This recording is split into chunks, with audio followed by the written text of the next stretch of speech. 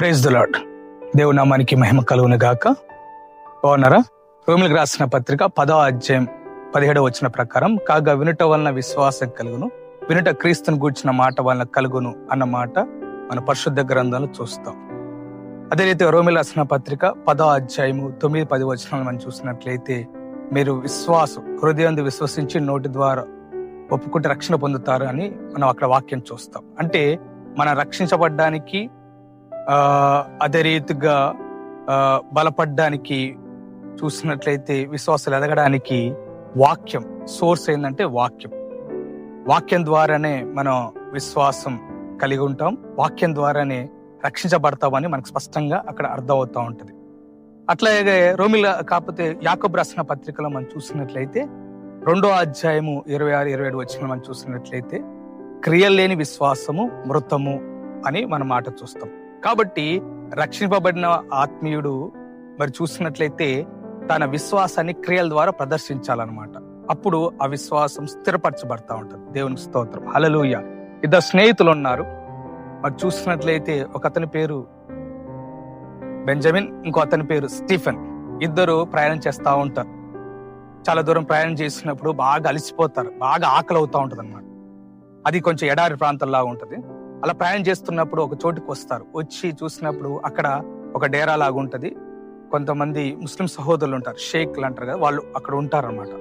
వాళ్ళని చూసినప్పుడు ఈ బెంజమిన్ అతను స్టీఫెన్ తో అంటాడు, అక్కడ మనకి కొంత ముస్లిమ్స్ కనపడుతున్నారు కనుక మనం వెళ్ళి మన క్రిస్టియన్స్ అని చెప్పుకోకుండా ముస్లిమ్స్ అని చెప్దాం, అప్పుడు మనకు కావాల్సింది వాళ్ళు ఇస్తారు, ఆహారం పెడతారు అని చెప్పినప్పుడు స్టీఫెన్ అనే వ్యక్తి ఆలోచన చేసి కొంచెం దూరం వెళ్ళిన తర్వాత, వద్దు, మన విశ్వాసాన్ని అలాగున అబద్ధంగా మార్చాల్సిన అవసరం లేదు, ఏదేది జరుగుతుంది అది జరుగుద్ది అని చెప్పినప్పుడు ఈ ఇతను చూసినట్లయితే బెంజమిన్ అనే వ్యక్తి ఏం చేస్తారంటే, లేదు నేనైతే నా పేరు మార్చుకొని చెప్తాను, అప్ టు నీ ఇష్టం అంటే, సరిపోదామని ఇద్దరు అక్కడికి వెళ్తారు.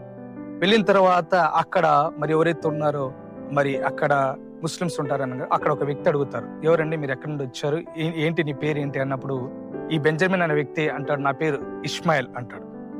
ఇష్మాయిల్ అని వాళ్ళ భాషలో వాళ్ళు ఏమంటారు, కాన్వర్జేషన్ లో సలాం అలైకుం అనే పదాన్ని ఉపయోగించినప్పుడు ఓకే అతను అంగీకరిస్తాడు అనమాట. Very good. నెక్స్ట్ మీ పేరు ఏంటంటే, అయ్యా నా పేరు స్టీఫెన్, మీరు భోజనం పెట్టినా పెట్టకపోయినా నా పేరు స్టీఫెన్, నేను దేవుని అంగీకరించి క్రీస్తున్న రక్షకుడిగా అంగీకరించాను, నేను చర్చికి వెళ్ళిన వ్యక్తిని అంటున్నప్పుడు, సో సరే వెంటనే అక్కడ ఉన్న వ్యక్తి ఏమంటాడంటే, ఇస్మాయిల్ బాయ్ ఇతనికి మనం భోజనం పెడదాం అంటాడు.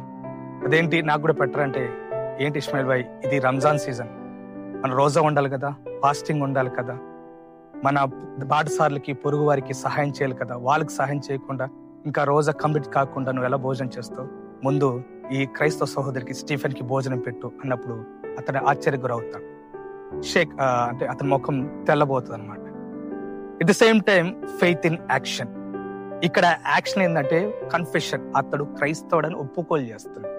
దేవుని స్తోత్రం కలుగును గాక, దేవుని నామానికి మహిమ కలుగును గాక. ఎట్ ద సేమ్ టైం మరి చూసినట్లయితే అందుకని విశ్వాసం క్రియల ద్వారా ప్రదర్శించాలి.